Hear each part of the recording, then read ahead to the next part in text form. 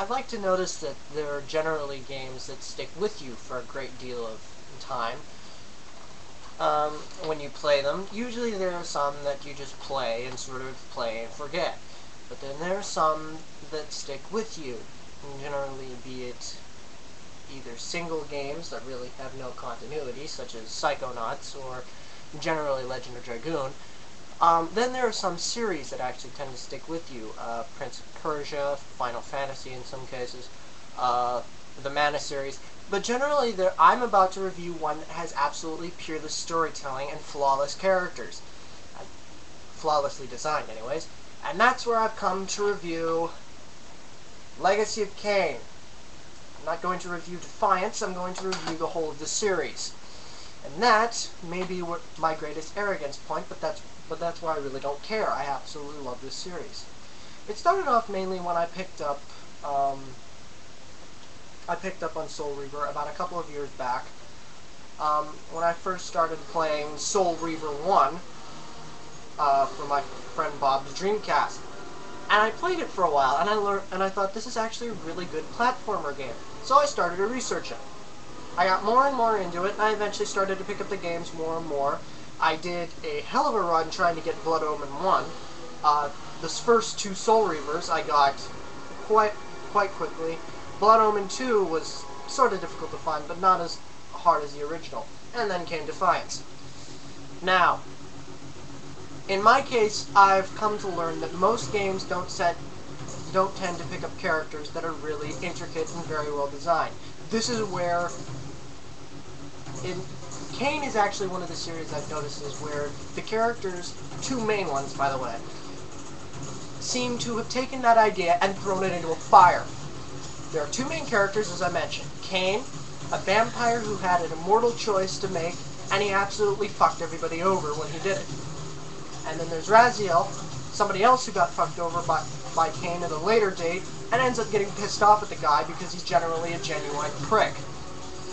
Now, storyline, it basically takes place in the world of Nosgoth, a place where these massive pillars, 9 pillars of balance, are starting to corrupt. This is about the time of Blood Omen 1. They're starting to corrupt, and it's up to Kain to sort of save them. But when it gets down to the final decision, you get the choice of either saving the pillars but killing yourself off, or damning the pillars and saving yourself. Generally, the canon view is picking where Kain saves himself and builds an empire upon their ruins. So that's where Soul Reaver 1 kicks up. Raziel gets tossed into a swirling pool of water where he dies, meets the Elder God, and generally is sent on a quest to murder his former brethren. Then came Soul Reaver 2, where Kain ends up going back in time to sort of correct the mistakes that he made and has Raziel following him along. And then during the time that I actually played Soul Reaver 2, I noticed that there was a little bit more to it than this. Generally, you realize that Raziel is meant to correct the mistakes, not Kain. And then at the end of the game, there's this massive, climactic, paradoxical sequence. I loved it. It was great.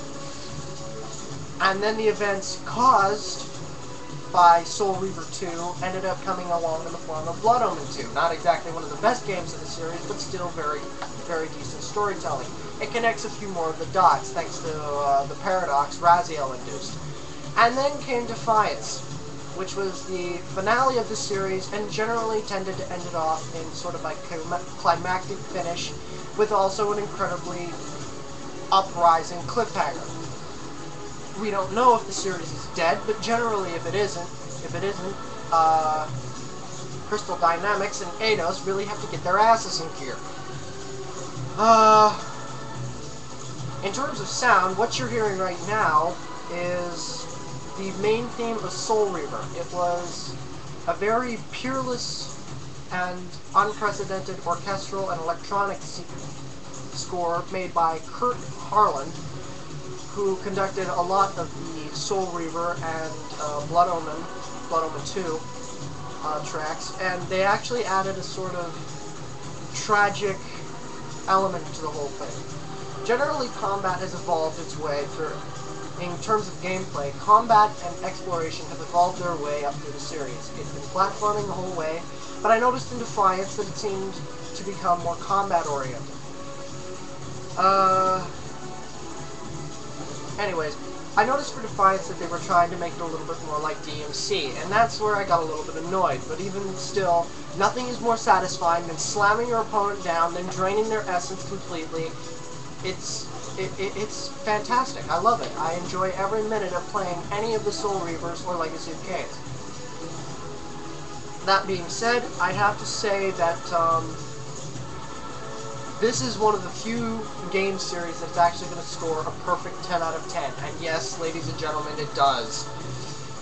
Legacy of Kain, 10 out of 10. Excellent storyline. A couple of issues on gameplay, but it's Legacy of Kain. You either love it or hate it. Sound has been great. The voice acting has been absolutely incredible the whole way along. You have Simon Templeton, you have Michael Bell, Tony J, the voice of Megabyte, if you recognized him. Simon Templeton was the voice of Kain. Michael Bell played Raziel. Tony J as the Elder God in the later series of Legacy of Kain. There are generally so few flaws in this game that you really can't cock it up that much more. I mean, it's great. It's amazing. I can't stress my praise for this game, seriously. But that being said, I'd have to say 10 out of 10. There's no flaw to this game whatsoever. Well, there are, but they're not mentionable. They're really not. If they were mentionable, I probably would have picked them up. Not that I can think of anything. That being said, I'd also like to talk about the next possible reviews that I might be doing. Like I said, Twilight Princess is definitely a possibility. However, I'm also looking forward to reviewing movies.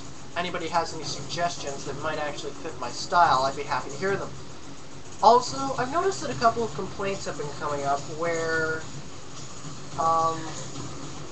generally, people have been complaining about my lack of screenshots or gameplay videos. People, if you would actually like to attempt to teach me how to do this, I'd be happy to start including them. But until then, take this for what it is. Either an ignorant hate speech or a loving praise by a beautiful fan, just like anybody else on YouTube. That aside, I'm really needing to learn that sort of stuff. So if anybody has the time or patience to sort of get me through it, I'd be actually happy to learn. But, yeah, in terms of that, stop complaining. Now, a couple of games I will not review are any of the Halos or any of the Final Fantasies unless I've actually been hearing about it for basically 30,000 times. And if it's a repeat of 30,000, if it's a repeating of 30,000 lambs, then yes, I will finally do it, but don't expect a positive response on it. That aside, Legacy of Kain definitely takes the prize. 10 out of 10. Excellent storytelling, excellent voice acting, great gameplay, and absolutely beautiful sound. That being said, I've had enough, and I'm probably going to get out of here before my friends and or parents start getting pissed off at me. So, that being said, this is Falzy, Legacy of Kain review, over and out.